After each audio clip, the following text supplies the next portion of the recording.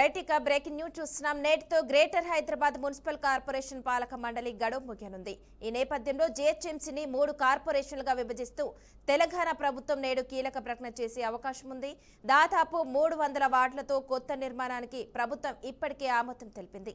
పాలక మండలి గడువు పూర్తవడంతో 3 కొత్త కార్పొరేషన్ల ఏర్పాటు, వార్డుల అధికారిక ప్రకటన కూడా ఇవాళ వెలువడే అవకాశం ఉందని అధికార వర్గాలు చెబుతున్నాయి. కొత్త కార్పొరేషన్ల కోసం కార్యాలయాల ఏర్పాట్లు కూడా అధికారులు పూర్తి చేశారు. చట్ట ప్రకారం 6 నెలల్లోపు ఎన్నికలు నిర్వహించాల్సి ఉండటంతో రాజకీయంగా కూడా ఈ పరిణామం ప్రాధాన్యత సంతరించుకుంది. నేటితో గ్రేటర్ హైదరాబాద్ మున్సిపల్ కార్పొరేషన్ పాలక మండలి గడువు ముగియనుంది. ఈ నేపథ్యంలో జీహెచ్ఎంసీని 3 కార్పొరేషన్లుగా విభజిస్తూ తెలంగాణ ప్రభుత్వం నేడు కీలక ప్రకటన చేసే అవకాశం ఉంది. దాదాపు 300 వార్డులతో కొత్త నిర్మాణానికి ప్రభుత్వం ఇప్పటికే ఆమోదం తెలిపింది. పాలక మండలి గడువు పూర్తవడంతో 3 కొత్త కార్పొరేషన్ల ఏర్పాటు, వార్డుల అధికారిక ప్రకటన కూడా ఇవాళ వెలువడే అవకాశం ఉందని అధికార వర్గాలు చెబుతున్నాయి. కొత్త కార్పొరేషన్ల కోసం కార్యాలయాల ఏర్పాట్లు కూడా అధికారులు పూర్తి చేశారు. చట్ట ప్రకారం 6 నెలల్లోపు ఎన్నికలు నిర్వహించాల్సి ఉండటంతో రాజకీయంగా కూడా ఈ పరిణామం ప్రాధాన్యత సంతరించుకుంది. ఇక ఇదే అంశానికి సంబంధించి మరింత సమాచారాన్ని మా ప్రతినిధి రామకృష్ణ అందిస్తారు. రామకృష్ణ, చెప్పండి. మనసా, ఏదైతే ఈ రోజు జిహెచ్ఎంసీ పాలక మండలి ముగుస్తుంది. సో గద్వాల్ విజయలక్ష్మి ఆధ్వర్యంలో సక్సెస్ఫుల్ గా 5 సంవత్సరాల పాటు దీనికి సంబంధించి జిహెచ్ఎంసీ నడిచిందని చెప్పుకోవచ్చు. ఇది ఈ రోజుతో ముగియనుంది. ఈ అర్ధరాత్రి తర్వాత ఏదైతే 27 మున్సిపాలిటీని విలీనం చేసుకుంటూ కొత్త మున్సిపాలిటీలతో కలుపుకొని దాదాపుగా 300 వార్డులుగా మెగా జిహెచ్ఎంసీగా ఏర్పాటు చేయాలని ప్రభుత్వం ఒక లక్ష్యంగా పెట్టుకుంది. దానికి సంబంధించి 3 కార్పొరేషన్ గా డివైడ్ చేస్తున్నారు. ఒకటి సైబరాబాద్, మల్కాజ్గిరి, హైదరాబాద్ గా చేయాలనేది ఒక ప్లాన్ గా ప్రభుత్వం ఉంది. సో దానికి సంబంధించి ఈ రోజు అర్ధరాత్రి తర్వాత జీవో వచ్చే అవకాశం ఉంది, లేదా రేపు దీనికి సంబంధించి ఒక జీవో కూడా రిలీజ్ చేస్తున్నారు. సో రేపటి నుంచి ఏదైతే ఇప్పుడు వరకు జిహెచ్ఎంసీ మేయర్ ఆధ్వర్యంలో ఉంది గద్వాల విజయలక్ష్మి, ఈ రోజు నుంచి స్పెషల్ ఆఫీసర్స్ ఆధ్వర్యంలో పరిపాలన మొత్తం కూడా సాగుతుంది.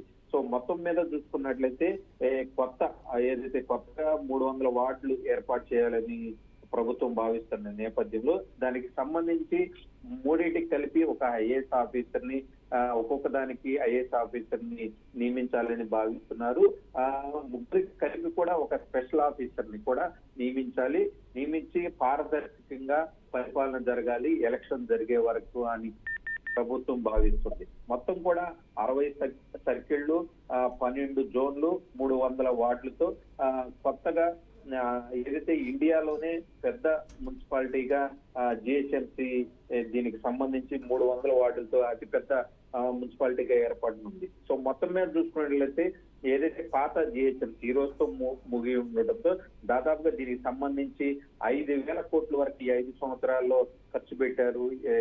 ఏదైతే గత విజయలక్ష్మి ఆధ్వర్యంలో దీనికి సంబంధించి కార్పొరేటర్ రోడ్లు కావచ్చు, డ్రైనేజీ వ్యవస్థ కావచ్చు, హైదరాబాద్ జిహెచ్ఎంసీ పరిధిలో ఎక్కడైనా కానీ ఓల్డ్ సిటీ కావచ్చు, హైటెక్ సిటీ కావచ్చు, ఎక్కడ తారతమ్యం లేకుండా అన్ని చోట్ల ఈక్వల్ గా డెవలప్మెంట్ చేసుకుంటూ వచ్చామని చెప్పేసి దానికి సంబంధించి కూడా మరి కొద్దిసేపట్లోనే ఒక ప్రెస్ నోట్ కూడా జిహెచ్ఎంసీ మేయర్ రిలీజ్ చేయాలని చూస్తున్నారు. ఏదైతే 5 సంవత్సరాల పాటు సహకరించినటువంటి కార్పొరేటర్లు కావచ్చు, అధికారులకి, అందరికీ, ప్రజలకి ధన్యవాదాలు చెప్తూ దానికి సంబంధించి ఒక ప్రెస్ నోట్ కూడా రిలీజ్ చేయాలని భావిస్తున్నట్లుగా కూడా గద్వాల విజయలక్ష్మి ఉన్నట్లుగా కూడా తెలుసు. సో మొత్తం మీద ఏదైతే కొత్తగా ఏర్పడబోతున్నటువంటి 300 వార్డులతో ఏర్పడినటువంటి అన్ని పకడ్బందీగా ఏర్పాటు చేయాలని ప్రభుత్వం భావిస్తుంది. ఏదైతే ఇన్నర్ లోపల బయట మున్సిపాలిటీని కూడా విలీనం చేసుకుంటూ ప్రభుత్వం కూడా ఎప్పటి సీఎం రేవంత్ రెడ్డి కూడా పరిపాలన ఏదైతే ఉందో పరిపాలన అంతా ఈజీగా జరగాలి. సో దానిలో భాగంగానే దీనికి సంబంధించి 3 సపరేట్ గా ఒక ఏదైతే సైబరాబాద్ కావచ్చు, మల్కాజ్గిరి, హైదరాబాద్ 3 జోన్లుగా ఏర్పాటు చేయాలి. దీనికి సంబంధించి 3 కార్పొరేషన్లుగా ఏర్పాటు చేయాలని ప్రభుత్వం భావిస్తున్నట్లుగా కూడా తెలుసు. సో మొత్తం మీద చూసుకున్నట్లయితే దీనికి సంబంధించి ఈ రోజు అర్ధరాత్రి తర్వాత జీవో వచ్చే అవకాశం ఎక్కువగా కనిపిస్తుంది. మానస, రామకృష్ణ, చెప్పండి, ఎన్నికల ముందు ఈ విభజన అవసరం అనుకోవచ్చా? ఖచ్చితంగా ఈ ఎన్నికలు రాకముందే ఏదైతే 3 months ముందే ఒక క్యాబినెట్ మీటింగ్ జరిగింది. మంత్రుల సమక్షంలో దీనికి సంబంధించి మంత్రులు ముందు ఉంచారు. సీఎం రేవంత్ రెడ్డి ఇలా చేస్తున్నామని చెప్పేసి ఖచ్చితంగా మంత్రులందరూ కూడా అధికారులు యాక్సెప్ట్ చేశారు. సో దాని తర్వాతే దీనికి సంబంధించి అడుగులు బండి అని చెప్పుకోవచ్చు. ఎలక్షన్ నోటిఫికేషన్ రాకముందే దీనికి సంబంధించి ఏదైతే ఒక జీవో కావచ్చు, లేదంటే ఆలోచన కావచ్చు, మొత్తం కూడా ఎలక్షన్ ముందే జరిగింది కాబట్టి ఇది ఎలక్షన్ కోడ్ లోకి రాదు.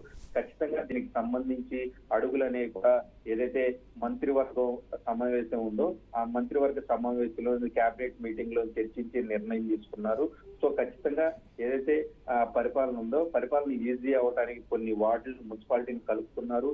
వాటిని అన్నిటికీ సపరేట్ గా 3 విభాగాలుగా విభజించి ప్రభుత్వం చెప్తూనండి ప్యూర్ రేర్ అని చెప్పేసి 3 సపరేట్ డివైడ్ చేశారు. సో దానిలో భాగంగానే ఈ డెవలప్మెంట్ కూడా ఈజీగా ఉంటుందని సీఎం రేవంత్ రెడ్డి పదే చెబుతూ ఉన్నారు.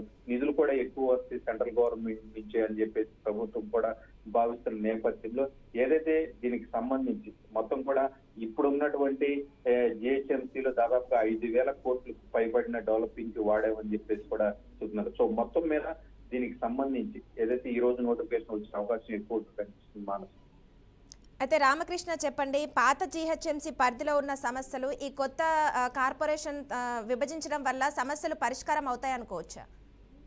ఖచ్చితంగా దీనికి సంబంధించి ఏదైతే కొంత తాత్కాలికంగా కొన్ని ఇబ్బందులు ఏదైతే కొత్త మున్సిపాలిటీలు యాడ్ అవుతున్నాయో తాత్కాలికంగా చిన్న ఏదైతే పరిపాలనకు సంబంధించి చిన్న సమస్యలు ఉండొచ్చు.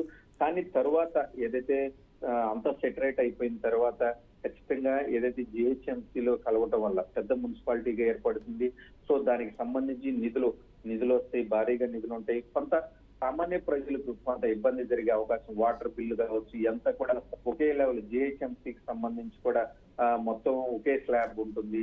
సో కొంత ఇప్పటి వరకు తక్కువ రేట్లు ఉన్న కొంతమందికి అయితే కొంత అమౌంట్ పే చేయాల్సి ఉంటుంది. నల్ల బిల్లు కావచ్చు, ఎలక్ట్రిసిటీ బిల్లు కావచ్చు, కొన్ని ఛార్జెస్ ఉంటాయి అదనంగా. సో దాని ద్వారా కూడా ప్రజలకు కూడా ఉపయోగం ఉంటుంది. రోడ్లు కావచ్చు, లేదంటే ఇతర అన్ని ఇవి కూడా ప్రజలకు అందుబాటులో ఉంటే సేవలన్నీ కూడా ప్రభుత్వం తరఫున కొంత జిహెచ్ఎంసీలో కలిస్తే సేవలన్నీ కూడా అందుబాటులో ఉంటాయని ప్రభుత్వం భావిస్తున్న నేపథ్యంలో దీనికి సంబంధించి కూడా ఏదైతే జనాభా ఎక్కువ అయిపోయిన నేపథ్యంలో సిటీ విస్తరిస్తుంది. దాదాపుగా చుట్టుపక్కల 50 కిలోమీటర్స్ పైగా విస్తరించింది. సో దానిలో భాగంగానే ఈ డెవలపింగ్ లో భాగంగానే ఈ మున్సిపాలిటీలను కూడా కలుపుతున్నాము. మున్సిపాలిటీలు కలిపినటువంటి పెద్ద 300 వార్డులు, ఇండియాలోనే పెద్ద వార్డులకు సంబంధించి ఇంత పెద్ద ఒక కార్పొరేషన్ లేదు. సో దానిలో భాగంగానే డివైడ్ చేస్తున్నారు. పరిపాలన కూడా ఈజీగా ఉంటుంది. ఒకరే అయితే మేయర్ అయినా కావచ్చు, అధికారులు కూడా కొంత హెడేక్ ఉన్న నేపథ్యం దీన్ని కూడా సపరేట్ చేయాలని ప్రభుత్వం భావిస్తుంది. సో ఆ జోన్లు ఇవన్నీ కూడా ఏదైతే కేంద్ర ప్రభుత్వం ఏదైతే జనాభా లెక్క ఉందో కేంద్ర జనాభా లెక్కల తేలిన తర్వాత దీనికి సంబంధించి జిల్లాల సరిహద్దులు కావచ్చు మొత్తం కూడా మారుస్తామని నిన్న కూడా సీఎం ప్రెస్ మీట్ లో కూడా కీలకంగా చెప్పారు.